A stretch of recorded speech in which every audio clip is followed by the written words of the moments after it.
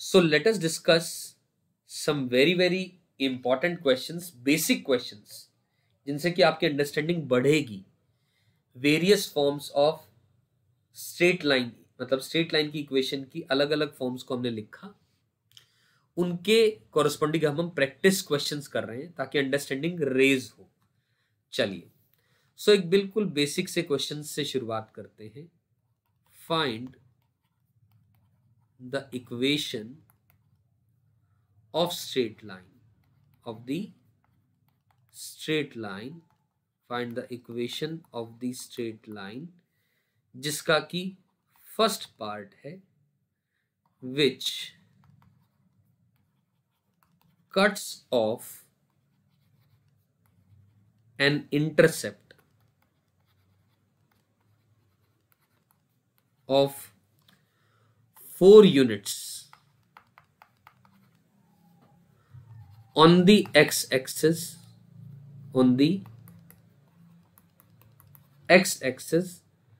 and passes through the point 2, ठीक है ना. आई एम श्योर क्वेश्चन समझ में आया आप लोगों को. तो सॉल्व करते हैं, इसका सॉल्यूशन देखते हैं. हमने एक स्ट्रेट लाइन की इक्वेशन निकालनी है which cuts off an intercept of 4 units, 4 units का इंटरसेप्ट एक्स एक्सिस पे काटता है and passes through the point 2, अब यहां पर इंटरसेप्ट वर्ड का यूज किया गया है, तो मैं intercept form of a straight line use कर सकता हूं. ठीक है ना.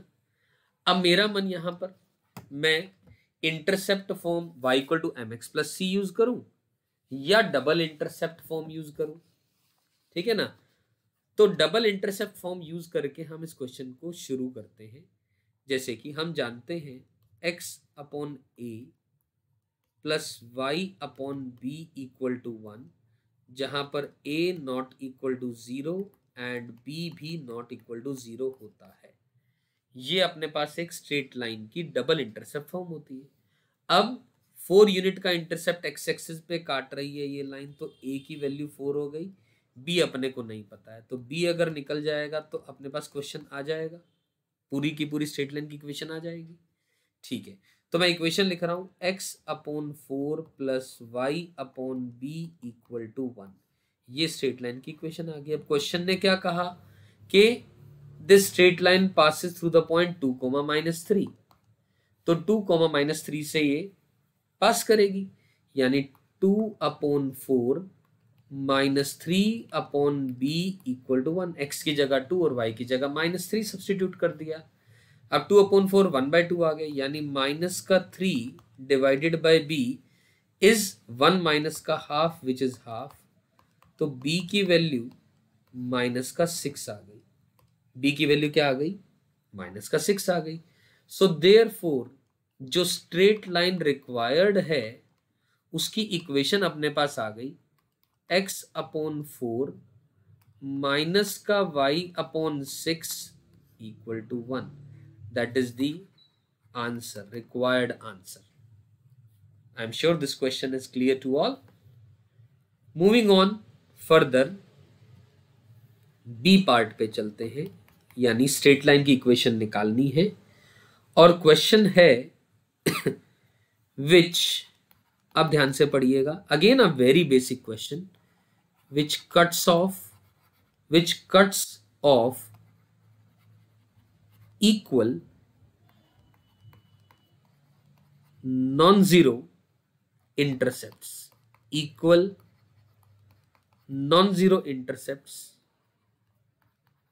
on the coordinate axis,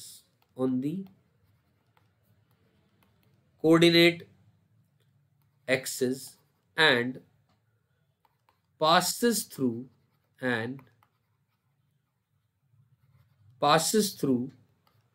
2,5 and passes through 2,5. आराम से समझिए इस क्वेश्चन में क्या कहा गया है. मुझे उस स्ट्रेट लाइन की इक्वेशन निकालनी है which cuts of equal non zero intercepts equal non zero intercepts. पहली बात, ऐसे केस में क्या मैं बोल सकता हूं, स्लोप -1 होगी, क्योंकि इक्वल नॉन जीरो इंटरसेप्ट्स यानी ये और ये बराबर हुआ। इंटरसेप्ट से डिस्टेंस का कोई लेना देना नहीं होता, ठीक है ना। इक्वल नॉन जीरो इंटरसेप्ट्स का मतलब ये वाला केस होगा या ये वाला केस होगा। यहाँ पर दोनों इंटरसेप्ट पॉजिटिव आ रहे हैं या दोनों इंटरसेप्ट नेगेटिव आएंगे, ये वाला। तो यहाँ पर ये एंगल 135 डिग्री हो जाएगा, यानी स्लोप की वैल्यू -1 हो जाएगी। सही है। अब स्लोप आ चुकी है उस लाइन की। अब फिर दोबारा मैं कोई भी फॉर्म यूज कर सकता हूं, लेकिन स्लोप ऑलरेडी पता है, तो मेरा मन आया let the equation of line is y is equal to mx plus c, y equal to mx plus c। तो m की वैल्यू -1 आ गई है, यानी y is equals to -x plus c। ये कंफर्म हो गया, ठीक है ना। अब c मिल जाएगा तो बन जाएगी बात। अब क्वेश्चन ने कहा कि ये लाइन पास कर रही है 2,5 से, यानी 5 इज इक्वल्स टू माइनस का 2 प्लस का c, यानी c की वैल्यू आ गई 7 यूनिट्स। c की वैल्यू आ गई 7 यूनिट्स। सो देयरफॉर जो लाइन की इक्वेशन है वो क्या बन गई, y is equal to -x plus 7। दोस्तों ये आपका इस क्वेश्चन का रिक्वायर्ड आंसर हो गया। मेरी बात समझ में आ गई? ठीक है, ये बात भी क्लियर हो गई। मूविंग ऑन फर्दर, एक और क्वेश्चन देखते हैं। Again C part, find the equation of straight line है, ठीक है। Passing through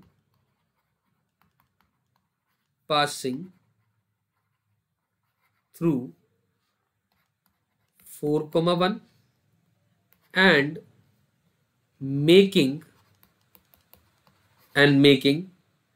with the axis and making with the axis in the first quadrant, in the first quadrant a triangle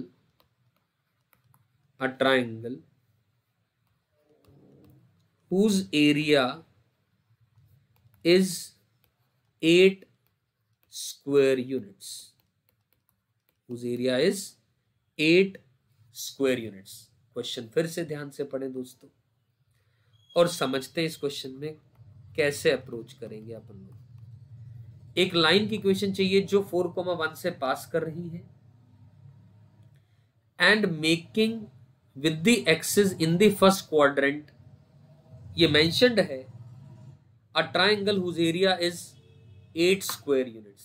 कहने का मतलब, मान लो ये कोऑर्डिनेट एक्सिस प्लॉट किया, ये एक स्ट्रेट लाइन है, फर्स्ट क्वाड्रेंट के अंदर में लेट अस ये ओ पॉइंट है 90 डिग्री है, ये ए है और ये बी है, ठीक।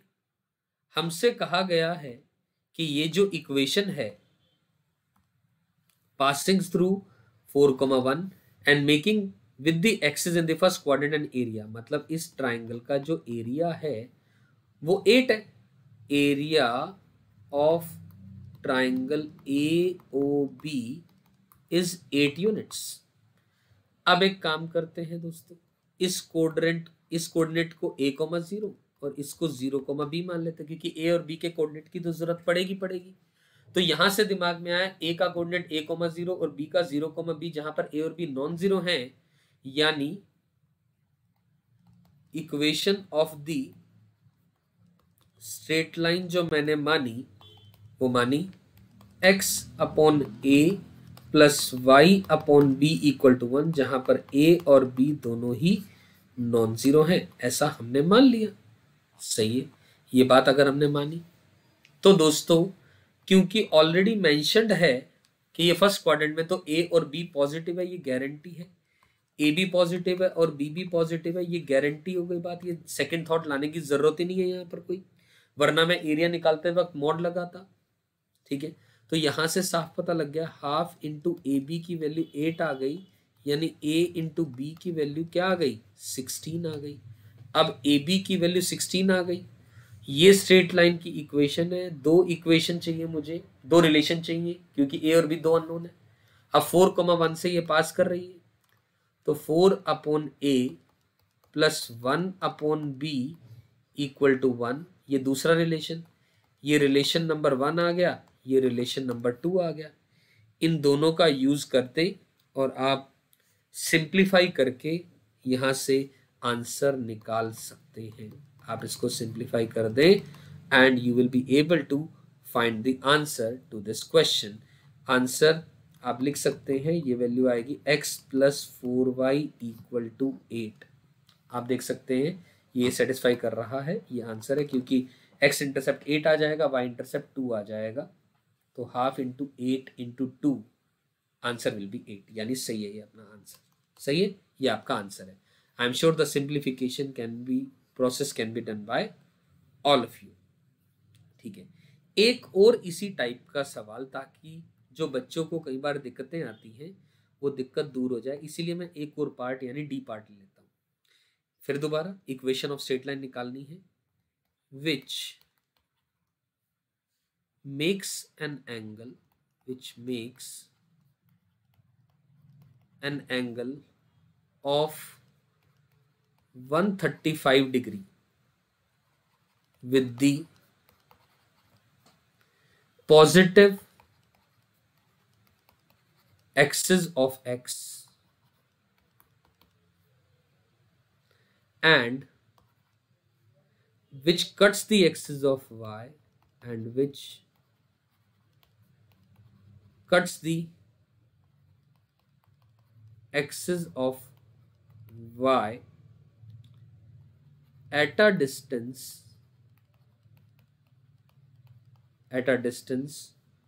of 8 units from the origin,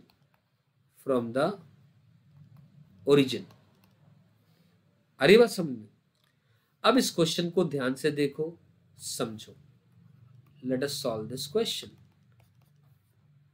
I am trying my level best कि मैं सारी वो चीजें कवर कर लूं इस क्वेश्चन में, related to the intercept, distance, slope और थोड़ा सा एरिया रिलेटेड भी, जैसे पिछला क्वेश्चन, ताकि आपको दिक्कत ही ना आए। तो क्वेश्चन पढ़ते हैं दोबारा। Which makes an angle of 135 degree with the positive axis of x, ठीक है, and which cuts the axis of y at a distance of 8 from the origin. तो लेट अस से मैंने ये कोऑर्डिनेट एक्सिस बनाया, एंगल 135 डिग्री का बनाया गया, यानी ये एंगल 135 डिग्री है, 135 डिग्री, ठीक है ना। डिस्टेंस ऑफ 8 यूनिट्स, तो यानी ये 8 यूनिट्स होगा। या फिर कोई और पॉसिबिलिटी भी हो सकती है क्या? यस, एक और पॉसिबिलिटी हो सकती है। ये फिर दोबारा कोऑर्डिनेट एक्सिस बनाया, ये एंगल 135 डिग्री होगा, दोबारा 135 degree positive direction of axis के साथ में दो ही पॉसिबिलिटी, ये पॉसिबिलिटी नंबर 1, ये पॉसिबिलिटी नंबर 2, और डिस्टेंस ऑफ 8, यानी ये जो डिस्टेंस है वो 8 यूनिट्स होगा, ठीक है। चलिए, अब इतना दोनों डायग्राम्स से हमें ये दोनों फिगर से समझ में आ रहा है कि m जो है वो -1 होगा, m जो है वो क्या होगा, -1 होगा। यहां तक बात समझ में आती है, ठीक है। m अगर -1 होगा तो मैं स्ट्रेट लाइन की equation y is equal to mx plus C concept से लिखूं तो y equal to -x plus C होगी। अब y equal to mx plus C के अंदर में अगर मैं x को 0 करूं तो जो c है वो कहलाता है y इंटरसेप्ट। c क्या कहलाता है? y इंटरसेप्ट कहलाता है। अब y इंटरसेप्ट कहलाता है तो y इंटरसेप्ट तो ये रहा, ये पॉइंट 0,8 होगा, या y इंटरसेप्ट ये रहा, ये पॉइंट 0,-8 होगा। दो ही संभावनाएं हैं। तो यानी देयरफॉर जो इक्वेशन बनेगी, इक्वेशन क्या बनेगी, इक्वेशन लाइन की क्या बन जाएगी, y is equal to -x plus 8, या फिर y is equal to -x -8। ये दो आपके पास आंसर्स आ गए। एक बात ये रही और दूसरी बात ये रही, ये इस रिक्वायर्ड लाइन के दोनों पॉसिबिलिटीज आ गई, मतलब ये लाइन 0, ±8 से पास कर रही है। समझ में आई मेरी बात दोस्तों? सही है, बहुत बढ़िया। तो ये क्वेश्चन था जिसमें हमने चारों पार्ट्स के अंदर में एक एक करके सारी बातें कवर कर ली। ठीक है, चलिए फिर एक और क्वेश्चन करते हैं अच्छे से समझ में आने के लिए चीजों को। Let us talk about it. तो क्वेश्चन है फाइंड द नंबर ऑफ, क्या निकालना है? Number of straight lines. Number of straight lines. I am not interested in the straight lines. I am interested in number of straight lines passing through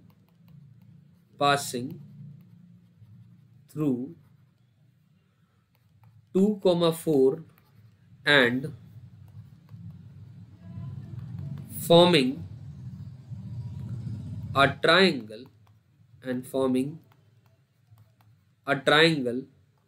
of 16 square units, forming a triangle of 16 square units with the coordinate axis, अरे बस समझ में, question को पढ़ें आराम से सोचें and let us solve this question. हमने बताना है कितनी ऐसी स्ट्रेट लाइन होंगी जो 2,4 पॉइंट से पास करेंगी, 2,4 से पास करेंगी एंड एक ट्राइंगल बनाएंगी 16 यूनिट्स का विद द कोऑर्डिनेट एक्सिस। ठीक है, अब किसी भी स्ट्रेट लाइन की फॉर्म आप डबल इंटरसेप्ट से जाना चाहें, आप y = mx + c खाली इंटरसेप्ट फॉर्म से जाना चाहें, या 2,4 से पास कर रहा है ये स्ट्रेट लाइन, तो मैं पास कर रही है स्ट्रेट लाइन, तो y - 4 = m times of x - 2। मैं इस फॉर्म में भी लिख सकता हूं, 1 पॉइंट फॉर्म से। 1 पॉइंट आपकी इच्छा है, आप किस फॉर्म से क्वेश्चन को अप्रोच करना चाहते हैं, कोई फर्क नहीं पड़ता है। इंपॉर्टेंट है सारे स्टेप्स सही फॉलो किए जाने चाहिए जो भी फॉर्म आपने यूज करी। ठीक, चलिए let this be the equation of the line, let this be the equation of the line, जो लाइन अपने की हम बात कर रहे हैं। तो बेसिकली यहां पर m अननोन है, तो therefore we got to find the number of values of m, number of values of m निकालनी पड़ेगी अपने को कि m की कितनी वैल्यू होगी, जितनी m की वैल्यू उतनी ही नंबर ऑफ स्ट्रेट लाइंस, मतलब रियल वैल्यूज। मैं रियल वैल्यूज की बात कर रहा हूं, रियल वैल्यूज ऑफ m की बात कर रहा हूं। जितनी m की रियल वैल्यूज उतने आंसर आ जाएंगे, यानी उतनी स्ट्रेट लाइंस आ जाएंगी। सही है। अब मैंने क्या करा, लेटस से ये कोऑर्डिनेट एक्सिस बनाया, इस लाइन ने यहां पर काटा। नो डाउट हमें नहीं गिवन है कि ये फर्स्ट क्वाड्रेंट में है, तो कोई बात नहीं, एरिया निकालते वक्त अपन लोग इसका मॉड्यूलस ले लेंगे इसके अंदर में, कोई टेंशन नहीं है। तो ये ए पॉइंट है, ये ओ पॉइंट है, ये बी पॉइंट है। ए पॉइंट यानी एक्स इंटरसेप्ट, तो वाई को 0 कर दोगे। इस इक्वेशन में अगर आप y को 0 करोगे तो x इंटरसेप्ट आपके पास आ जाएगा 2m - 4 होल अपॉन m, 0, और y को यहां पर x को 0 करोगे तो y इंटरसेप्ट आ जाएगा 0,4 - 2m। ये बात समझ आई?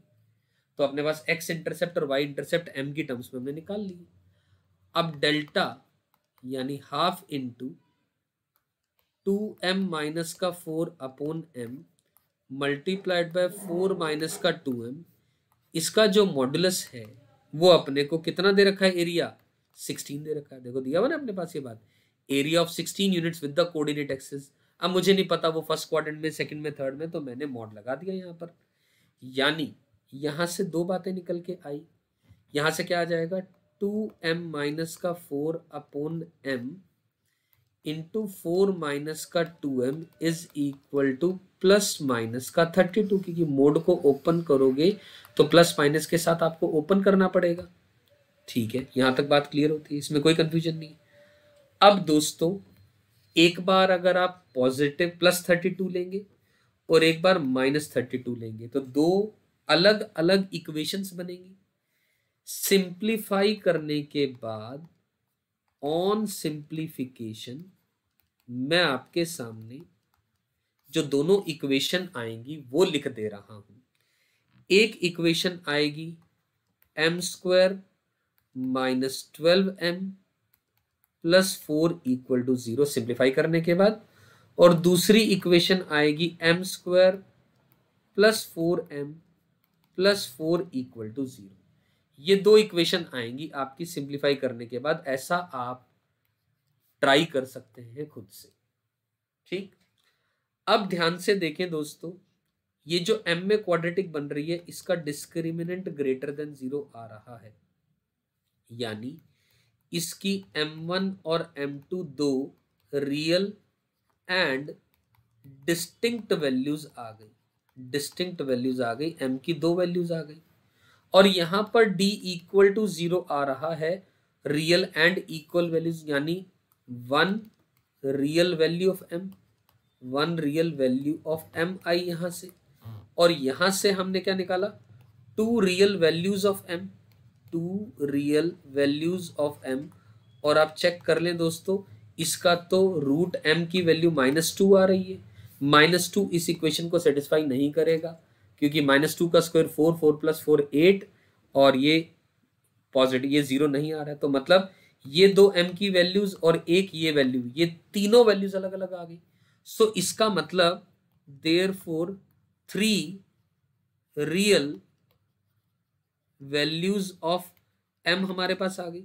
सो देयरफॉर मेरे दोस्तों, number of required straight lines जो हमसे पूछेगी क्वेश्चन में = 3। That's the answer to this question. मेरी बात समझ में आई? देखो ध्यान से, नंबर ऑफ स्ट्रेट लाइंस पूछा गया था, तो ये इस सवाल का आंसर है। तो आई एम श्योर ये जो बेसिक क्वेश्चंस मैंने कराए, ताकि आपको स्ट्रेट लाइंस की different forms, general form, point slope form, 2 point form, intercept form, double intercept form, इनसे रिलेटेड सारी बातें आपको समझ में आ जाए और आपका कॉन्फिडेंस बिल्डअप हो क्वेश्चंस करने में। आगे आगे डिफरेंट फॉर्म्स और करते चलेंगे और इनके बेस पे क्वेश्चंस हम लोग और करते चलेंगे, राइट।